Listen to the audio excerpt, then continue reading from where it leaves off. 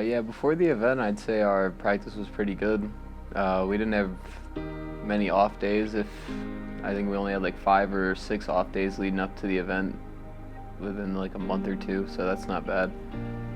And I mean, we had all felt like we had gotten better. We had been more prepared. You're gonna always go into the event with the expectation that you have to do like your goal. Like obviously we needed to place in the top 6 to 4 to get into season 1. So I mean, that was our expectation the whole time. That had to be.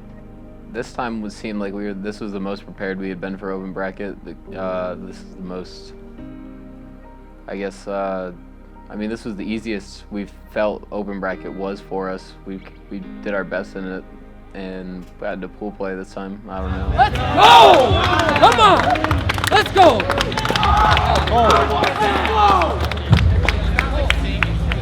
Let's go, babe. I mean, we kind of did the same thing we did versus Epsilon at Atlanta, where we showed up to the event, but we got moved around a bunch. Originally, they told us we were going to play on Bravo Station. So we sat down there, then they moved us to main stage, and then they swapped us on main stage. So then we sat down, and they're like, okay, we're gonna start in 5 minutes. And we're like, whoa, can we at least warm up or something like that? But first map was crazy. Quicker and Zerg working together, trying to break this one. And just like that, iGame is gonna get the big break. Players from TK spawning all the way outside in Broken Building. Things are gonna come down right to the wire here, Landon. Like we were leading like the whole way, and then like, then we rotated to street. Everybody used every specialist I've ever seen, and then they ended up getting streaks against us and used all of them on the street hill because I think they thought they were gonna win off of the time, and they didn't. Somehow Colchan made a play. I have no clue. He just flanked him and got a 3-piece, and somehow we won. One through that top. They did it!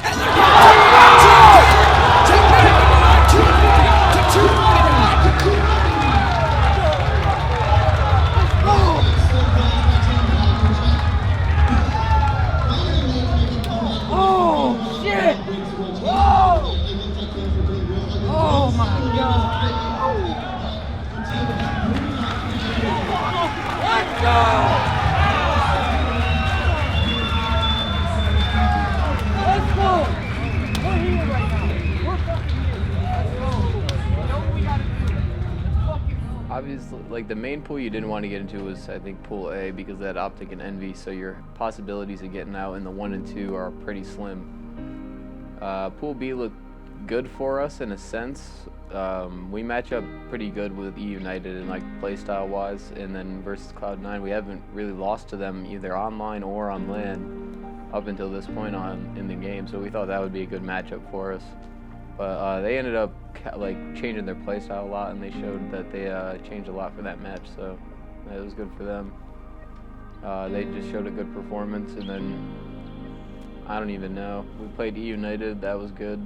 Once we saw the maps like Breakout, it's obviously one of the bigger maps in the game that it takes longer to rotate to the hills, and them not playing any matches and us playing our open bracket match plus our Cloud9 match, we were like really warmed up and stuff. They were just on the shelf. They hadn't been playing at all, just a little warm up before the game. I guess we just got the best map for that because Optic steamrolled them as well in the final in the very first map. So I guess they just weren't playing Breakout Hardpoint that well that weekend. But not to take anything away from us, I think our whole team played really well.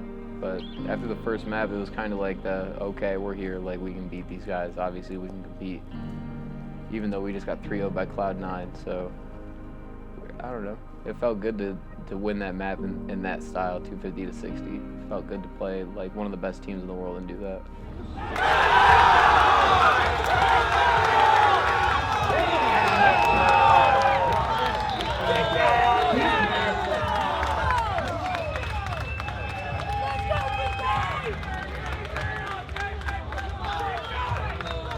In pools, obviously, we played Cloud9 and got 3-0'd. So then we go and play E United, and we won 3-2.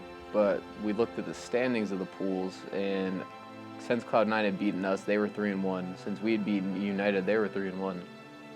But since we had gotten 3-0'd by Cloud9 and 3-2'd E United, it looked like it was like basically impossible for us to even make it into the winners bracket out of our pools, even after our second 2 matches. So I think when I said that, we kind of gave up in a sense that it wasn't as important when we went and played Millennium and Mind Freak. It wasn't as much urgency, so then we went down to play Supremacy, and honestly, there was probably 20 people that walked up to us like, "Oh, you play Supremacy? They're joke. They're horrible." And from EU players to NA players to Australians to whoever, like they're all saying like, "Oh, you guys got this, no problem." And we sit down, and apparently, I mean, I'm not one to make excuses. Like right before the match, I went to the SCUF booth, tried to reset my controller because my left paddle wouldn't work, so I couldn't jump.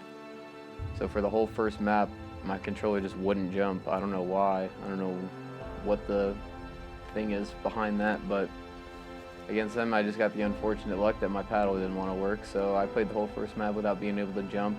Basically that started out like the mood to put us down in the series, and that just carried in. They just played well. All I can say is that like I wish we could practice against European playstyles, but that just isn't the case for us, so it's unfortunate that we couldn't adjust to their playstyles. I don't know. I'm slowly dying, man. Yeah, slowly. You've been slowly dying for a while. You're decaying. Nobody's happy, that's for sure. Like, what's the point at that? Like, obviously we just all feel like it's a bunch of wasted time at this point.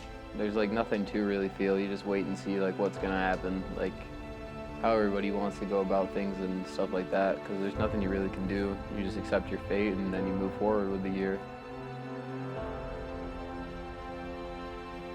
Probably will take a couple weeks to just readjust to the feeling of being shit.